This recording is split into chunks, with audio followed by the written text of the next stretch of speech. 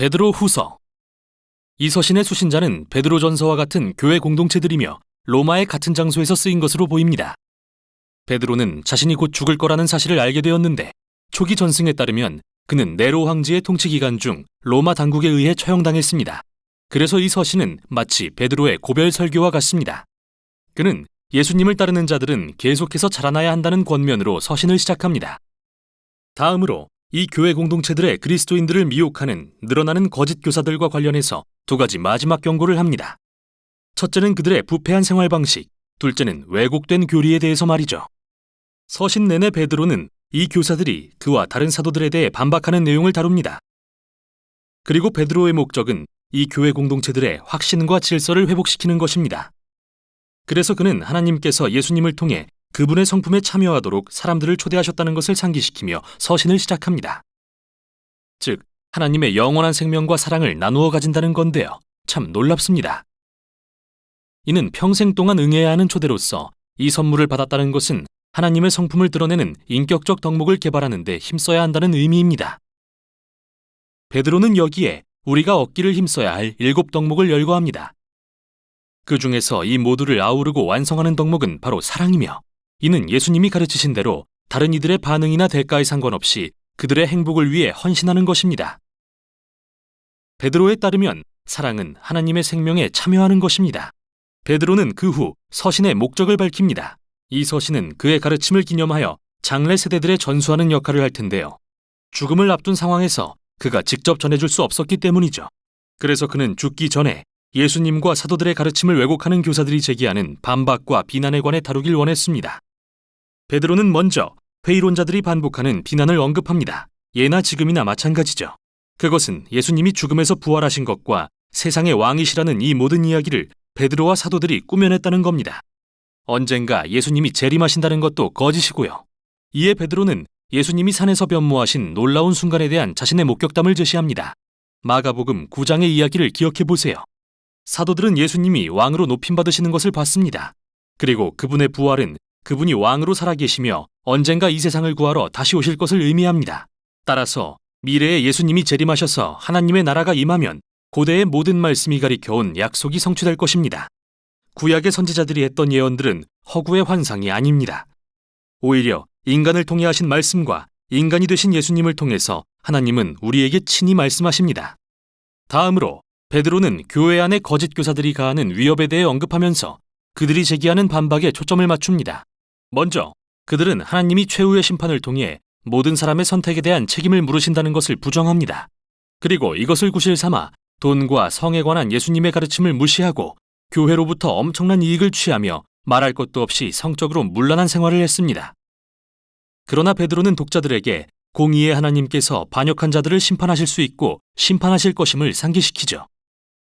그는 하나님이 심판하셨던 3가지 전례를 떠올립니다.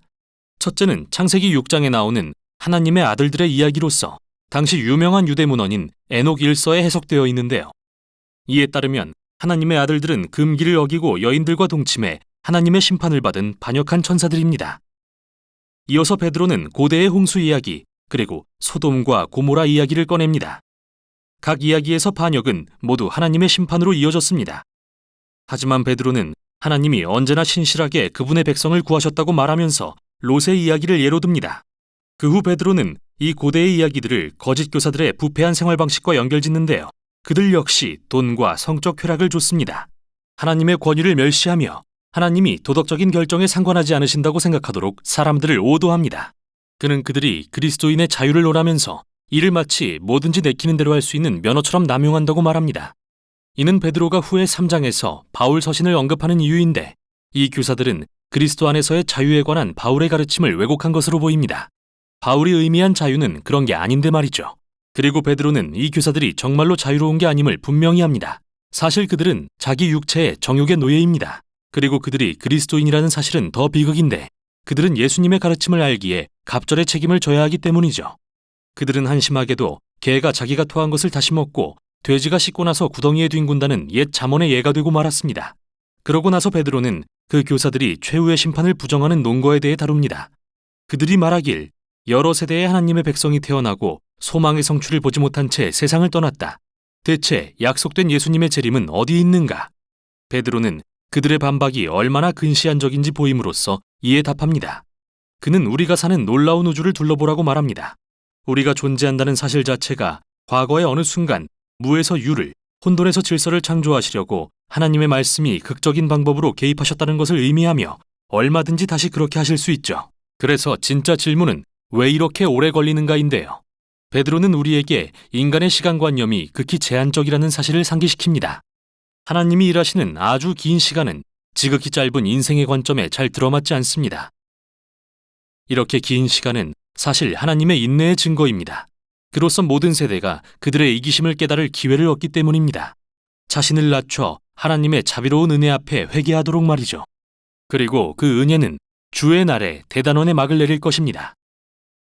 여기서 베드로는 하나님의 심판의 날을 소멸하는 불로 묘사한 이사야와 스바냐의 예언의 시를 인용합니다.